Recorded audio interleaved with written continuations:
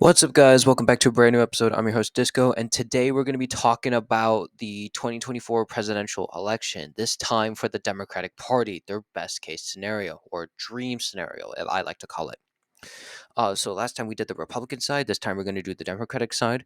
For the president, it would be Joe Biden versus Donald Trump. I would not choose Nikki Haley because she is very unlikely to even win the nomination or even come in third place. Um, for the and for certain races, there's gonna be certain candidates that run. So yeah, so let's get right on that. For the for I love it how I spelled Joe with a J, with a lowercase J, and I spelled Donald Trump with a proper D. What the heck? Okay, let me fix that. We got to be proper. We've got to be proper. Anyways, for the Democratic side, which states would be solid? Colorado, Hawaii, New Mexico, Oregon, Washington, California, Illinois, New York, Vermont, Maine's first congressional district, Massachusetts, Rhode Island, Connecticut, New Jersey, Delaware, Maryland, D.C. I'm running, I'm running out of words. Which would be solid Republican states: Idaho, Wyoming, North Dakota, South Dakota, Nebraska's third congressional district, Oklahoma, Arkansas, Louisiana, Alabama, Tennessee, Kentucky, West Virginia. That's all I got. What about likely states? Nebraska, second congressional district. Alaska, not Alaska. God, Alaska going for the Democrats. What? That'd be breaking news. That'd be only the second time in history. Nevada, Minnesota, Wisconsin, Michigan, Pennsylvania, New Hampshire, Maine at large, and Virginia. What about for the Republicans? Montana, Utah. Let me make this correct. There you go. Alaska, Kansas, Missouri, Indiana. I actually would say Tennessee, yeah.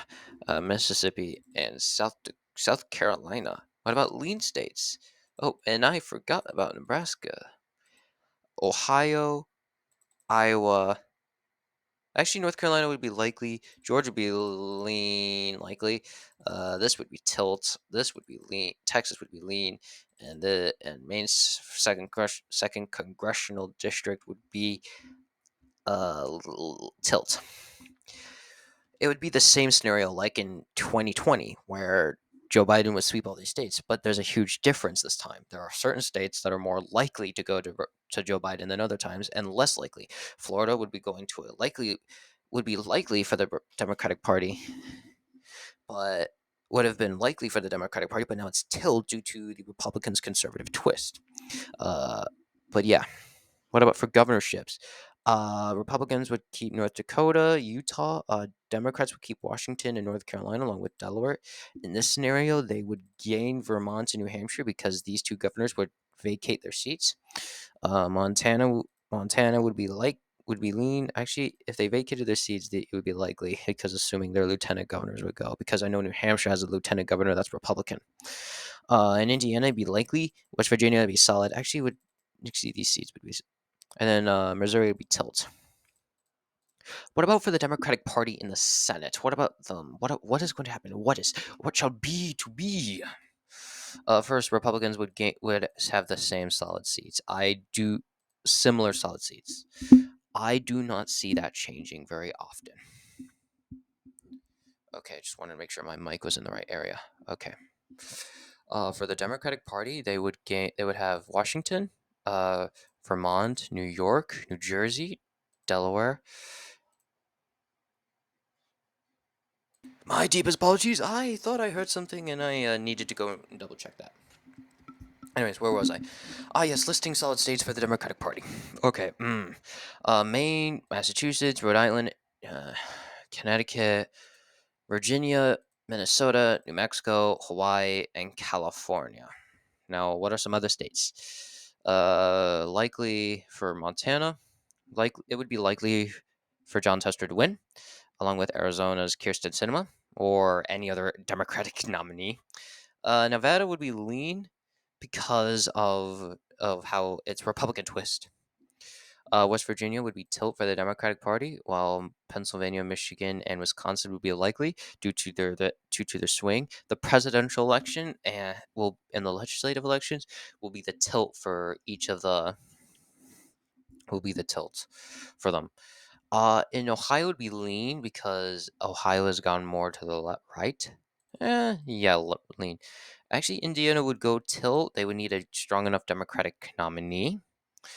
Uh, Florida would be tilt, and Texas would be lean. But why did I say Florida would be tilt? Why? It's still a swing state. It hasn't gone to the Republic. It hasn't gone to the Republicans solidly yet. We know that for a fact because of We know that for a fact because the House elections were gerrymandered, and that has an impact on elections. The more gerrymandered districts are, the more likely voters are not going to turn out. And if you take states like here, we'll take former swing states. We'll go to the presidential election. We'll go to New Mexico. New Mexico has gone a bit more to the right, but if you look at like gubernatorial elections, in 2014, Martinez won by 14.4 points, but yet again, Lujan Grisham won by 14.4, the exact same margin. But yeah, you can still have a swing state. Kansas has a Democratic governor. Uh, Oregon has nearly voted for a Republican governor multiple times. Pennsylvania has elected Democratic governors solidly over the past few years, and along with Illinois has elected a Republican governor before, so it's still a chance. For the House, this is the hardest part. Sorry, I'm getting a bit tired. New Mexico, all the seats. There'd be no gains so far. There'd be three gains for for the Democratic Party. I'm sorry, I have to do this. There you go. Yeah. I was seeing the edges of my glasses. No, they would not be able to win the entirety. Utah's gone. They gained a seat in Colorado. They would gain a seat in Montana. They would still have the same number of seats in Nevada. They gain a seat in Oregon and keep the same one in Washington. They would gain a few in Washington. Uh, Sorry, my head is on fire right now. They would gain this area. That would be assuming their members would retire. Kansas would have that. Sorry, my eyes are hurting really badly right now. I do not know why. That would be a unlikely scenario. Yeah, so there'd be no gains in Georgia. That would be a bit of a bummer for the Democratic Party because they'd be gaining in Texas. Those seats are unlikely to flip. There's a lot of seats that won't be flipping in Texas. Will be hard to for any be hard for the Democrats because of their gerrymandering. It's going to take years for them to recover. They would need to have the governor elect. Basically, they would need the governor election in order for them to be fine. Oh, while I'm at it, Nebraska they gain a seat in Nebraska. They've gained already a bunch of seats. They gained two in Wisconsin. They gained gained two in Minnesota. They gained two in Iowa. They keep the same ones in Missouri. They keep the same ones in Illinois, and along with Indiana, along with Kentucky, and along with Tennessee. You're the only 10 I see, quoting Mr. Beast. Yeah, my speech is slurred right now. Dang it. Let's actually go to the northeast. Let's actually continue down. In Maryland, this is in Delaware stays the same, West Virginia stays the same. This actually might shock some people, but I actually would say they would gain the first congressional district in Maryland. That only went to the Republicans by a very small, not by a big margin. Um, it went to Harris by 11 points. I mean, this seat went to Harris by 27 in the last election. So that tells me that this seat is getting more and more just trending towards the left. They gained 2 seats in Virginia. This seat was more competitive than usual. Gaining the seat they lost last election in New Jersey. Pennsylvania, they gained 2 seats. These were both the single digit seats. They would not gain that seat in Pennsylvania. They would gain, obviously, because they control all of these seats here.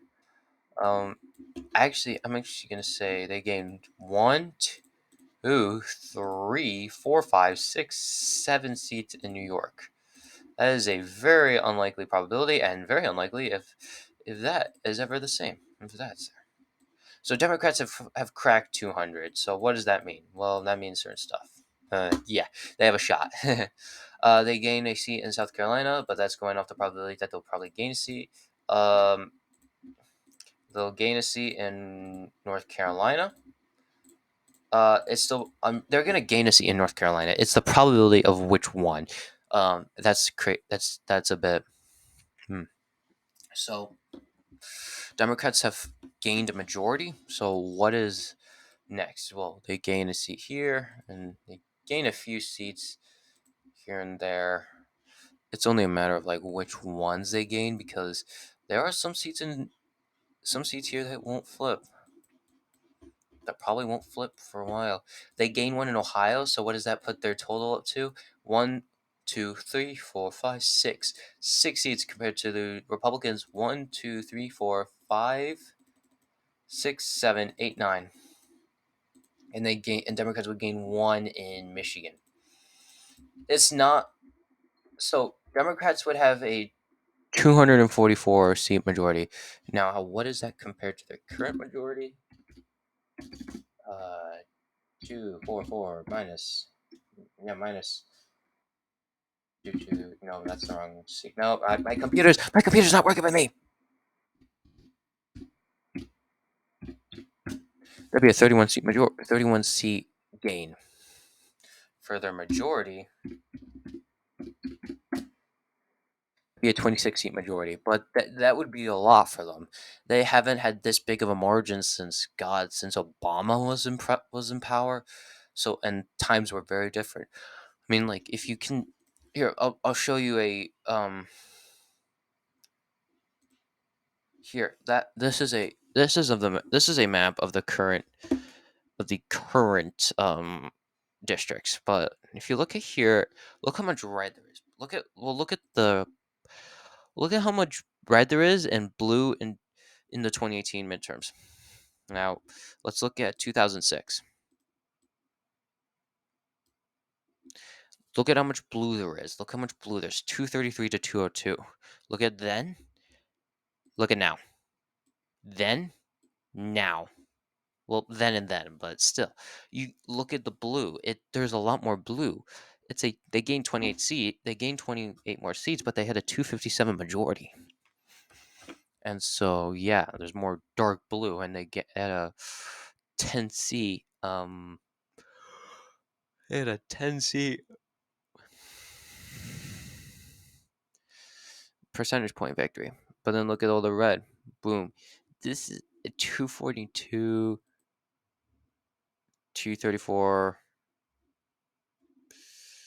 This is pretty, actually, it's pretty easy to see everything from here. But look at the amount of red there. Oh. Okay, based off this logic, Republicans gained 51% of the vote. But yeah. I'm just rambling at this point. My bad. So, what I'm trying to say is Republicans have an advantage when it makes itself look like they're the biggest party in America, when in reality they are not. They make themselves, because there's more competitive districts. Democrats live in more competitive districts and cram themselves into cities, while Republicans live in more rural areas. And yes, they do live in yes, Republicans tend to live in competitive districts too, but they tend to live in districts that are more rural, more suburban, which are competitive, and areas that tend to be not cities. But yeah. But this is what I think is what would be the most the best case scenario for the Democratic Party, Joe Biden be reelected as the 46th president of the United States, winning 413 electoral votes. The Senate, they would gain 3 seats in a year that they would most likely lose. So that's really good for them. They'd be gaining Indiana, Florida, and Texas, which are huge swing states. I'm going to add these as likely. I just realized that I'll add those as likely. In the House, they would gain seats, and they would gain seats and finally gain a majority, and they would gain 2 seats. They would gain Missouri and Montana in the governorships, while also they would gain also Vermont and New Hampshire, finally solidifying New England's hold Democrats' hold on New England, and and making sure they hold on to North Carolina. So that is all it. But is this likely? No. What would they have to change in order for this to happen? Well, they would have to stop using the word socialism, and they would have to not bring up Trump again, because that's what they did in Virginia, and that failed miserably. And so they gotta rebrand themselves. That's what they would have to do. So thank you all so much for watching. Please like and subscribe, and I'll catch you guys on next time. Please hit the like button and subscribe. I found out that over 98% of you are not subscribed, so please hit the subscribe button, please. That helps me a lot, and it makes me and allows me to put out more videos. So thank you all so much for watching. I'll catch you guys next time. Bye.